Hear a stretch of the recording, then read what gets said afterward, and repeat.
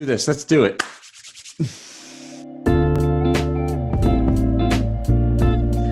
All right. So tell me your name, your school, a little bit about, where you're at in your life. Alrighty. My name is Zach Rimbos. I'm going to DePaul University, Chicago. I play lacrosse there. I'm currently studying film production. That's my major, and I'm trying to get a minor in sports communication and marketing. Nice, nice.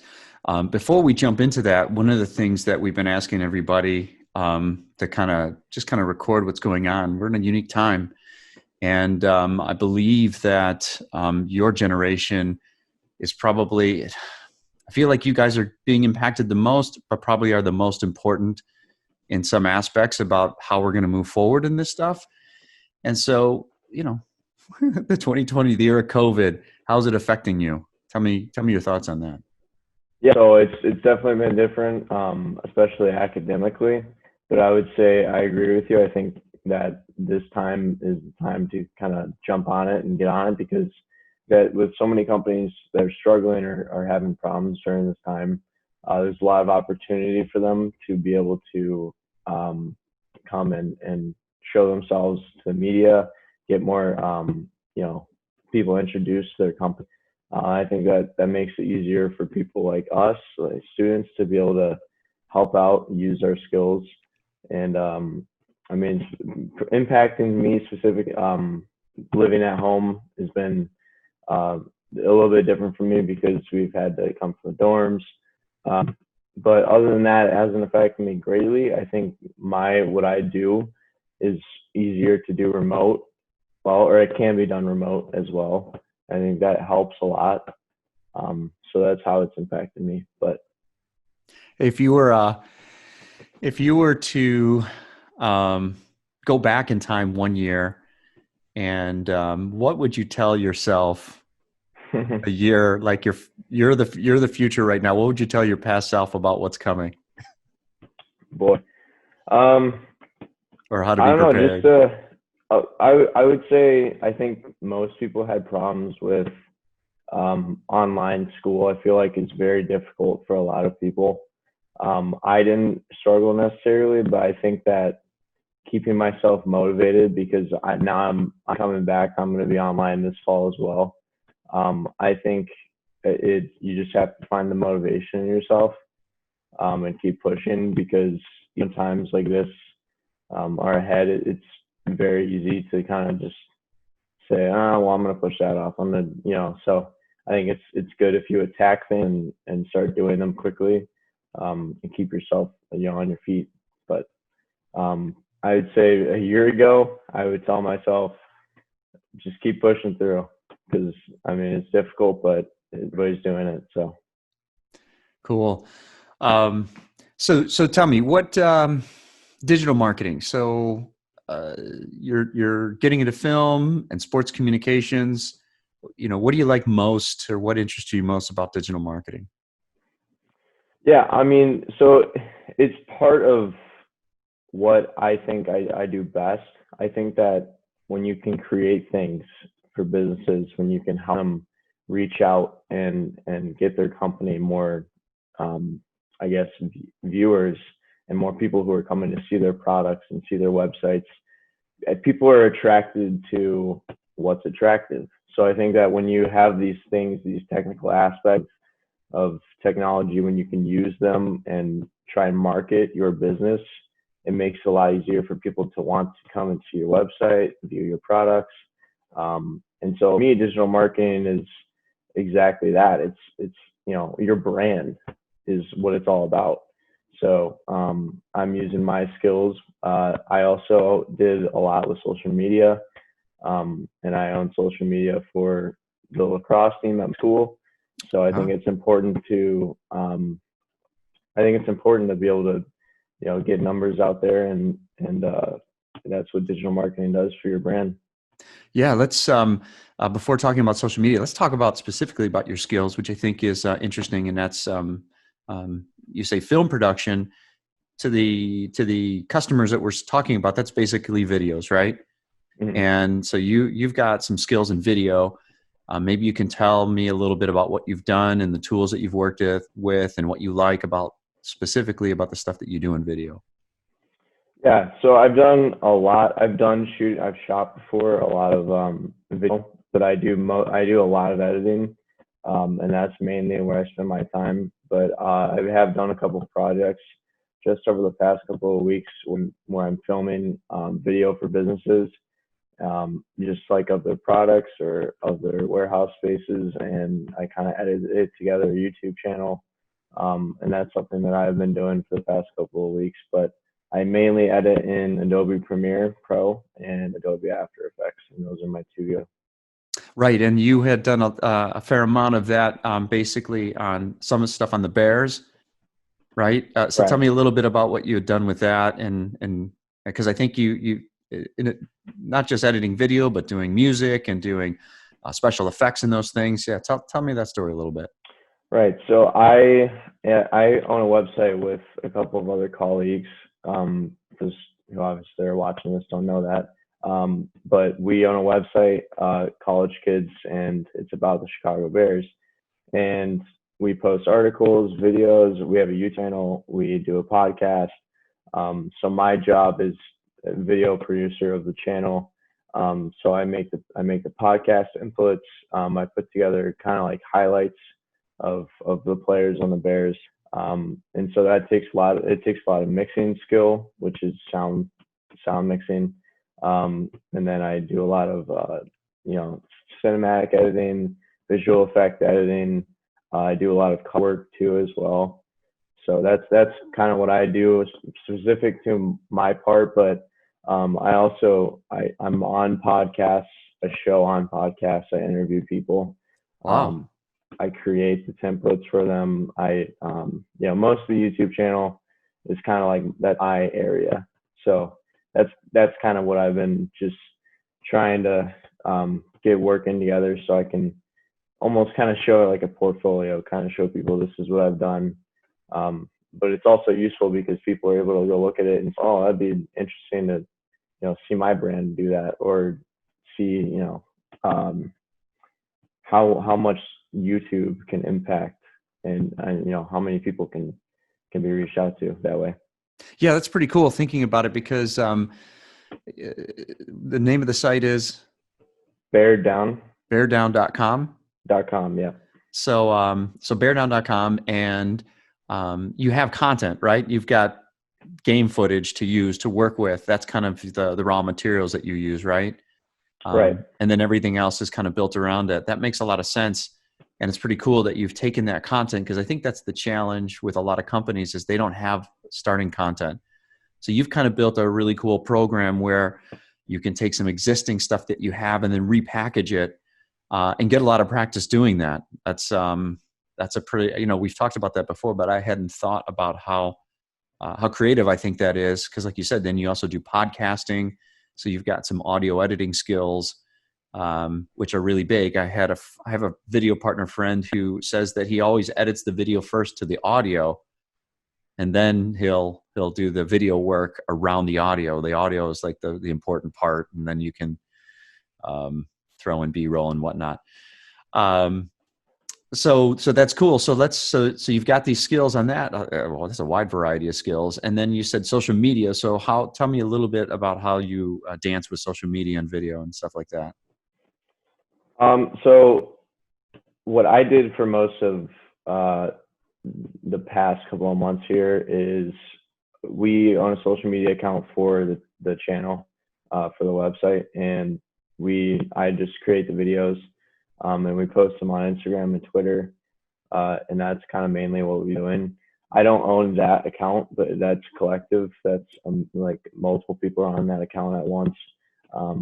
But in terms of my social media, what I own is I manage the social media team, or social media ad for my team, my lacrosse team, because I'm the team president of that. But it's not, obviously it's not the same thing. But still, I mean, so you manage the social media for the lacrosse team, and what are the goals with that? Just to keep everybody abreast of what's going on.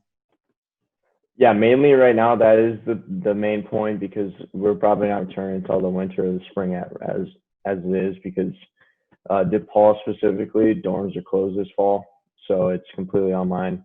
So there's definitely no return there for the fall.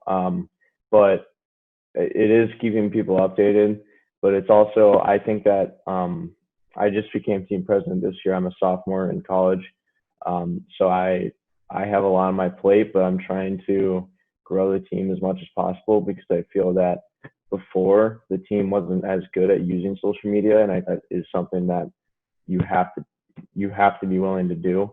Mm-hmm.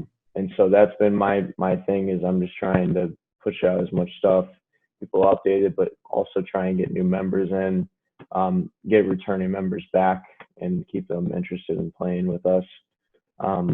And yeah, just managing that, and we'll see how it goes.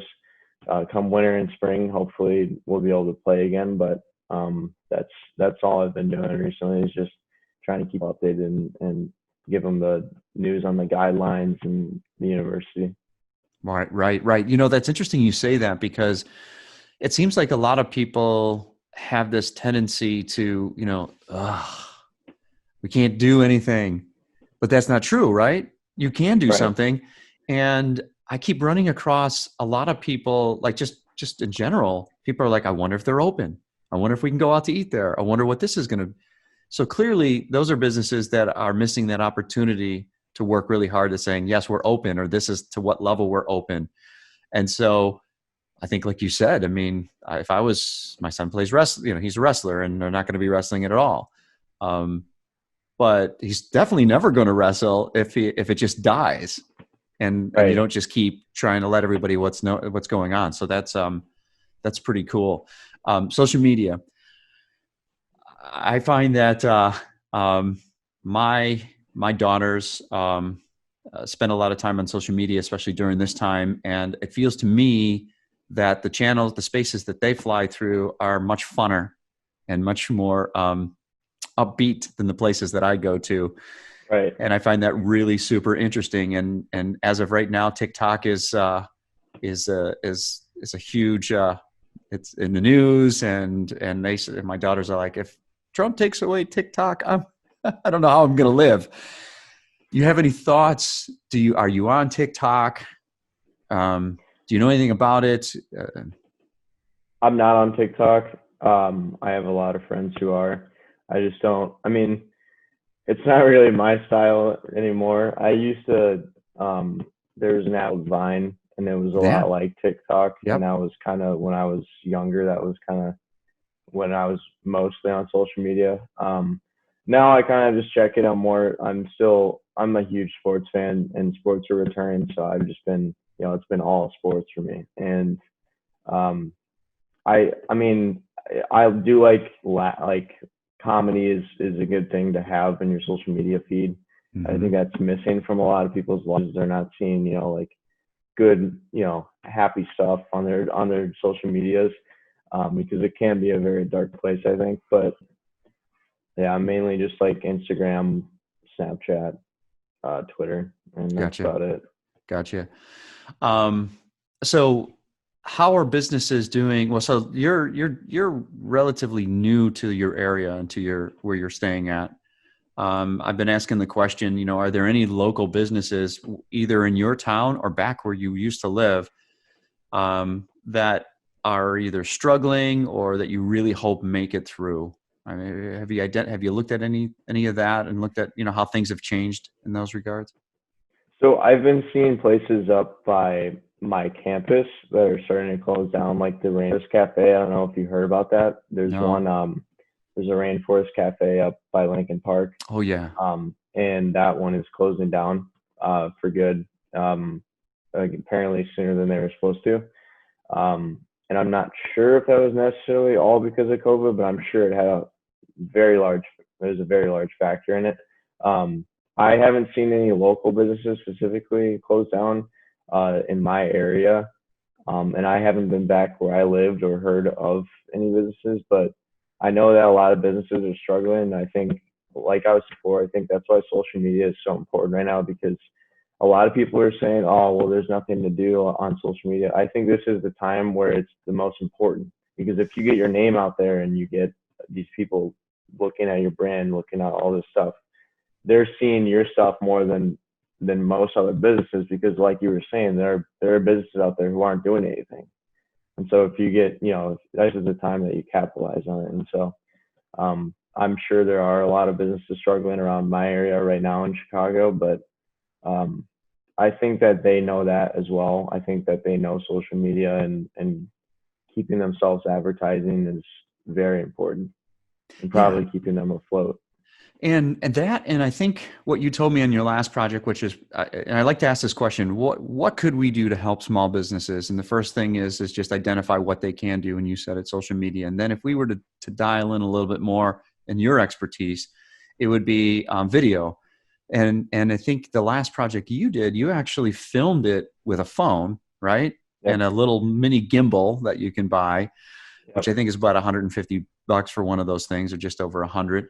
So you filmed it on the phone and then you edited it. And I think that that's an important thing that I'd like to share with people, is this idea that you can even do that on a phone. And what's cool about that is most small businesses have phones, and with a little bit of guidance, they can do some filming, send it to you, and then you can edit it. You can put music in it. You can clean it up, and you can make it a pro video, because editing is a big part of video, right? It's not Exactly. having the most expensive gear, Right. maybe, as much as it's having a good plan, like knowing what you want to capture. You know what I mean? Not filming so much that it takes 10 years to edit it. Um, but and then somebody who just knows how to edit things and put it together and repackage it. So that's kind of cool as I'm thinking about this, right? Is that somebody could record stuff and then have you edit it for them and get it up on social media. Yeah, I mean, if you look at the phones we have today, they're pretty close to being able to shoot what an actual camera can shoot. Yeah. And I think that's what a lot of people don't understand, is that you don't need all of this equipment, boom mics and all of it, like all of that stuff, just to be shooting stuff in your business. I think that people want, it's a really easy to be able to just grab a phone and get a gimbal, and just it's very quick, it's simple. And I think, like you were saying, all of that equipment, and people needing to know this, I think it's important. People want to be able to see your business, and so I think when you're able to do something like this, it's very quick and easy. Like I said, it's very good for businesses to be able to showcase that. But yeah, I mean, I've been taking advantage of that. I actually just shot more stuff yesterday using the same thing, so I'm liking it. But yeah, it's crazy that the phones are. It looks great in the editing. I mean, seriously, I can barely tell a difference. It can shoot in 4K, 60 FPS. It can shoot 1080p, 60 FPS. So Nice. Nice. crazy. Well, I think we can close off on that. I think that's a good interview. I'll share one last parting thought with you, since you're studying film. Um, I've been into filmmakers like forever: Steven Spielberg, Francis Ford Coppola, and my son and I just watched both Godfather movies within the last couple of days. And if you're studying film, you probably know a bit about Coppola and some of the things he went through. And and we were talking about how he was friends with Steven Spielberg and George Lucas, and he was like, "How is it possible that all these great directors all came out at one time?" Right? When you think about, all that stuff, Star Wars, Jaws, Godfather, Apocalypse Now, all that stuff Right. was really coming out in the 70s. And my understanding, and correct me if I'm wrong, is that Hollywood had changed a lot from the golden years. And then, so it was this new time in the 70s. These young people were kind of doing some, right, just things that Yes. hadn't been done. And it took a little while, and there were some struggles along the way, but those are the guys that emerged. Well, what if we're going through the same thing right now? What if you're the next Coppola or Spielberg, but in a new kind of way, right? And with Yeah. phones, and there's got to be something to that, and the way that how film makes people feel. And film, and we call it film, and we know it's not film, but film is different than video in the sense of um, how you're framing things out and how you're editing. You know what I'm saying, right? When you say Right. cinematic and all that kind of stuff. smooth shots so it's I'm looking forward to it, and with you as well, because it's I don't think we have somebody who's actually studying film at the moment on the team, so it seems like that'll be pretty cool for us to hook you in with some people who want to really engage people with what they do through your talents. So very cool. Awesome. Thank you very much for your time. Yeah, thank you, buddy. Take care. All right. Bye bye. Later.